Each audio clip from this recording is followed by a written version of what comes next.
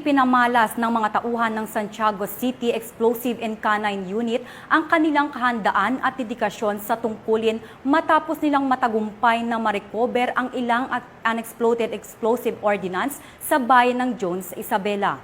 Ang mabilis na pagtugon ng mga operatiba ay nagpatunay sa patuloy na pagsisikap ng pulisya na tiyakin ang kaligtasan at seguridad ng komunidad laban sa mga posibleng banta.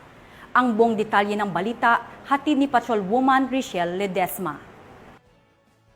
Agad tinungo at nirecover ng mga tauhan ng Santiago City Explosive and Canine Unit ang mga unexploded explosive ordnance matapos makatanggap ng impormasyon na diskubre ng isang mangingisda na residente ng Barangay Payak Jones, Isabela ang mga UXO.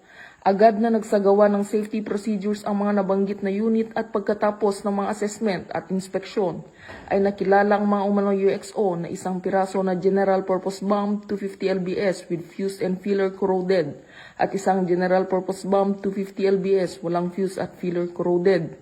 Inilapat ang mga ito sa pamamagitan ng paglalagay ng 2 piraso ng kahoy na pambalot sa katawan ng nasabing UXO para mapatatag sa panahon ng transportasyon.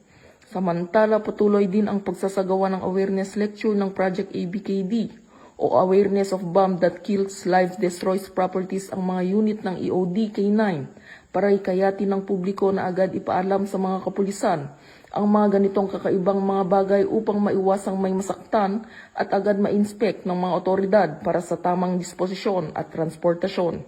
Ang mga ganitong hakbang ng hanay ng pambansang pulisya ay sumasalamin sa bagong PNP na may serbisyong mabilis, tapat at nararamdaman tungo sa ligtas at maunlad na bagong Pilipinas.